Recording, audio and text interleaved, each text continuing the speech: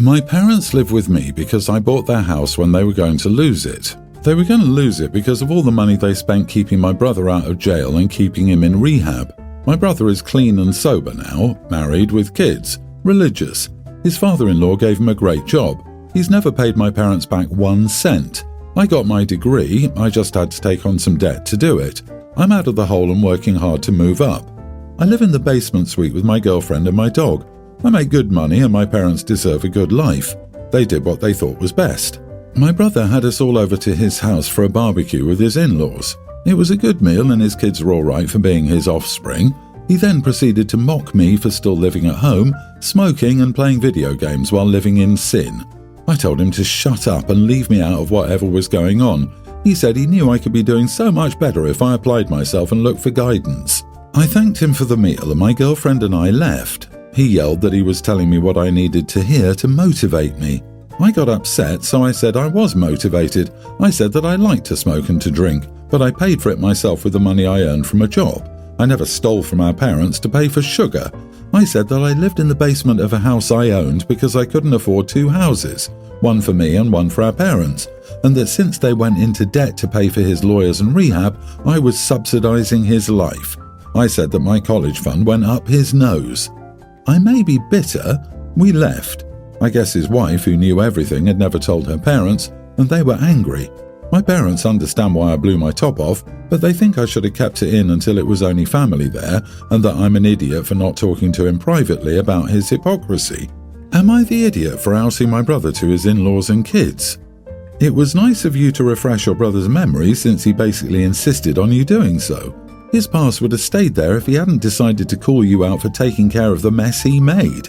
Seriously, what did he possibly expect to gain by needling you? You are not the idiot. Your brother is a condescending, hypocritical idiot. He knows exactly why you're living in the basement, because of him. Was he trying to look good in front of his in-laws? He obviously doesn't understand that calling you out in front of them, even if what he said had been true, would have been an idiot move. But even more, expecting you to take it after everything he's done was not going to happen. The in-laws are his family, and they have a right to know the kind of person who will be raising their grandkids. Your brother needs to drop his high and mighty act, and your parents need to put him on a plan to pay them, and in turn you, back. You stunted your life because your brother messed up everyone else's, and every party, you, your brother and your parents, needs to come together and have that talk. Since he's doing so well now, he can start providing for those who provided this life for him. It's despicable that you got your parents out of a hole, lost your college fund, have to work twice as hard to build up with your partner, and he hasn't paid a cent back to your parents, and relied on his father-in-law for a job, yet shows fake concern for you. He's purposefully putting you down. I'm glad his in-laws and children now know the truth about him because he's no one to talk. He should also be contributing to the care of your parents. I hope that the whole burden does not fall on you. People need a smack of reality sometimes, and never feel bad for having to be that person. I, male 32 and my wife 30, have been married for 5 years and are expecting our first child. She's in her 6th month of pregnancy. She has a very tomboyish style, wearing only loose t-shirts, jeans, sneakers and caps. She never uses makeup, dresses, heels or accessories. I don't mind this because it's her personality and I respect that. However, next weekend we're attending my younger sister's wedding. It's a formal and elegant event, and I know my family will judge my wife for her style. They're very conservative and traditional, expecting women to dress femininely and appropriately. I don't want them to talk behind her back or cause any embarrassment. So I asked my wife to dress more femininely for the wedding. I suggested she wear a nice dress that complements her belly, comfortable yet stylish shoes, and maybe some makeup and earrings. I told her she would look beautiful like that, and it would be a special occasion for both of us. She got angry with me. She said I was trying to change who she was and that I didn't accept her as she was. She said I was shallow and should care more about her than other people's opinions. She said she would wear what she wanted, and if anyone had a problem with it, they could go kick rocks. I was disappointed with her reaction. I wasn't trying to change who she was. I just wanted her to feel good and fit in at the event. I don't think I asked for too much. I just wanted her to make a small effort for me and my family. Now she's not talking to me, and I don't know what to do. I don't want to cause problems between them, but I also don't want to hurt anyone. Am I the idiot? Edit, for the wedding, she will wear a black pantsuit, a white shirt, Oxford shoes, a bow tie, and a flower brooch. Imagine saying to a pregnant woman, "You're not feminine enough." Is being pregnant on its own not feminine? Why not defend your wife if your family decides to judge her or talk about her behind her back? I don't want to hurt anyone. You already did that by telling your wife that even though her planned outfit meets the dress code, you don't like it. You absolutely mind what she wears and use the entire story to double down on why you should have a say in what she wears. He's not worried about her comfort at all. He hasn't mentioned how her pregnancy is going or how she's feeling, but he's also preoccupied with how she will look to his family, who's already judging her. I hope she decides to just stay in and rest on the day of. Let's see how comfortable yet stylish he looks at the wedding without a wife. Maybe instead of policing your pregnant wife's clothing, you could police your family's secret snark talk. You said what she's wearing is appropriate, but not ideal. Get over it. Do you make her pretend to be another woman every time there's a family event? You are the idiot, dude. It's time to start valuing your wife above judgy witches. Yeah, at 6 months of pregnancy, I wear whatever I want to make myself comfortable. Do you and your family have a problem with that? Great. I'll just stay home and relax on the couch instead of making an effort to socialize with your family with my watermelon-sized stomach, back pain, and swollen feet. You seem to care more about your judgmental, snobby family than your pregnant wife. Gross. Do better. I have a son who's now a young teen from my first marriage. My first wife died when he was 5 and I remarried when he was 7. My wife and I met several months after I lost my wife. We didn't enter a romantic relationship until 16 months after my first wife's passing. However, I know that from starting a romantic relationship to remarrying, we moved fast. I know it was too fast for my son, who was young at the time and struggled with the change. I did have him in therapy and our relationship didn't suffer because of it. He never stopped confiding in me and talking to me. But his relationship with my wife did suffer as a result. He isn't close to her and he's not close to his half-siblings.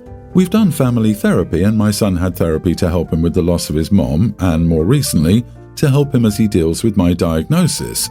This all comes into play because I'm terminally ill and my son wants to live with my late wife's father, brother and family once I'm gone. He's expressed this to me since the topic of what happens next became a reality we need to prepare for. My wife doesn't want my son to leave her and the kids after I die. I know my 2 daughters will miss my son a lot since they're old enough, a kindergartner and a young grammar schooler, to remember him. My son told me he would not be happy staying with my wife and other children. He told me he would rather be with his real family. My wife is aware of the conversation my son and I are having over this topic. She spoke on behalf of herself and our kids. She believes I should tell my son he should stay with them since this is his home, and she thinks it would spell the end of any sibling relationship if he can get away with never seeing our kids. She believes he could grow more fond of them in time. I spoke to my late wife's family, who would gladly have my son. They see him regularly as it is and have always been a part of his life. I trust that they will take fantastic care of my son, but I also believe my wife would. I believe my son would be happier with his maternal family. I told my wife this and she said she thought I would want my kids to be close after I'm gone. She thought I respected her as an equal parent in our household and that I would consider more than just what my oldest son wants. She asked me to really think if it would be best for him. I told her I had been thinking about that. She became angry and we fought about it. I hate fighting with her when I don't have long left. She told me I was showing a lack of concern or care for her and the kids and accused me of being cold. Am I the idiot if I prioritize what my son wants and arrange for him to stay with his maternal family after I die? Not the idiot. Your son is old enough to have a say in where he lives. It's a real possibility that he'll get resentful if you or your wife forces him to keep living there when he doesn't want to. Your wife seems to be looking after her children, not all of the children. She wants her stepson around for how he can help her. She admits what her priorities are. Your son is not your wife and daughter's emotional support animal. It's not his job to make them feel better or more connected as a family after you're gone. He's going through the heartbreak of losing both his parents before he finishes school, and he's old enough to make this decision for himself. Your wife doesn't get a say in this. She's not his mother and he doesn't consider her family. You would be the idiot if you allowed her to say your decision. I, female 34, own a very small shop selling trinkets, and I normally run this daily by myself. The other day, a customer with a guide dog wanted to browse. I could tell it was definitely a guide dog. However, I have a severe allergy to dogs and on top of that have asthma. When I was younger, an allergic reaction to a dog triggered an asthma attack, so now I'm very wary of being in a closed space with dogs. That's why when I saw this customer, I asked if it would be okay for the dog to remain outside, but I could possibly leave the door open. This was when the customer started shouting at me and calling me names, saying I was discriminating against them. The customer said that it's a guide dog that has to be with them at all times, and it's against the law for me not to allow the dog to enter. I offered for her to come another day when I could get my friend to cover the time she would be in the store and then get everything deep cleaned after. But the customer wasn't okay with that since they wanted to browse right now. Throughout this conversation, I could already feel slight symptoms coming on, such as itchy eyes, nose and throat. The customer shouted at me for a while, which people passing could hear, but no one intervened or helped. Eventually, I just had to shut and lock the door so they couldn't enter, and I closed up for the day. They've now left a horrific review on my store saying that I discriminate against those with a disability. Should I have just sucked it up and let them into my shop? Edit for info. I politely explained to the customer my allergies and how severe they could get, but the customer didn't seem to care. I have doctor's notes, etc. for my allergy as I'm on daily medication, but the customer didn't give me any chance to explain or show constant aggression. When I say suck it up, I don't just mean bear with the slight discomfort. I mean, maybe I should have just let the customer and dog in, hoping that my reaction would not be life-threatening. Of course, I wouldn't know what could happen. I have an air purifier and I'm on medication daily to avoid the situation. I also deep clean very regularly. Not the idiot. There are two legitimate medical concerns. You can't leave your lungs at home, but she can come back another day. Their need for accommodation for a medical condition does not supersede your own need for accommodation of a medical condition. You should look up the law around it, but personally, I would post on the door, "Service animals only, permitted legally by appointment only due to severe allergic reaction by owner will cause anaphylaxis." That way you're not denying entry, simply putting it up front in writing that they can come after they make the appointment to do so. How would a blind person read the sign on your door to make an appointment? That said, OP needs to consult a lawyer specializing in ADA and business matters before putting up any signage. That's fair, but then I pose the question, how can a blind person window shop? OP's dog allergy causes them physical harm and could be potentially life-threatening. The customer is not physically harmed by not being able to shop there. The shop sells souvenirs and trinkets, not necessities. OP was right to refuse them entrance. The entitlement of people who think their problems are always worse than others. I have a 26-year-old daughter named Ava. We helped her put a down payment on a house and she's changing things in the home. I've often told her to hire a professional if it's not a DIY project. I've had to fix so many of her projects and I put my foot down, telling her I will not help from now on. Ava mentioned changing the tile in the bathroom and I told her that she should hire someone for that if she isn't using stick-on tile. Well, she tried to do it on her own and she made a huge mess of the bathroom. She called me up and asked if I could fix this. I told her I told you so. We've done this dance too often and she needs to hire someone to fix it.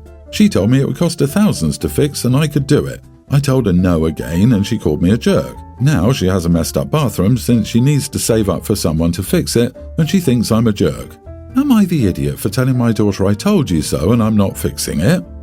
Not the idiot. She's happy to take your money and your DIY skills, but would prefer that you keep your advice to yourself. Ugh. She messes up and then you get a call. Weaponized incompetence. She knew she couldn't do it, but if she messed up badly enough, Daddy would come to save the day. Princess is being dethroned a bit too late in life, but late is better than never, I suppose. I agree. OP, are you sure, like really sure, that it's just a freakish amount of cases of her overestimating her capabilities? Is she not banking on the fact that you will come to her rescue? So in effect, are you paying for her renovations? It seems that she starts these and screws them up to force you into fixing it for her, because that would still be cheaper than having a pro do it right the first time. Agree entirely. I wouldn't be fixing anything for her. I would hand her a hammer and chisel and talk her through pulling up everything she damaged. Most people become dramatically more competent when they work to fix their mistakes with guidance. It shows them exactly where they went wrong, makes them think about how to avoid these mistakes next time and what the correct path forward is. That's no different from tutoring any other subject.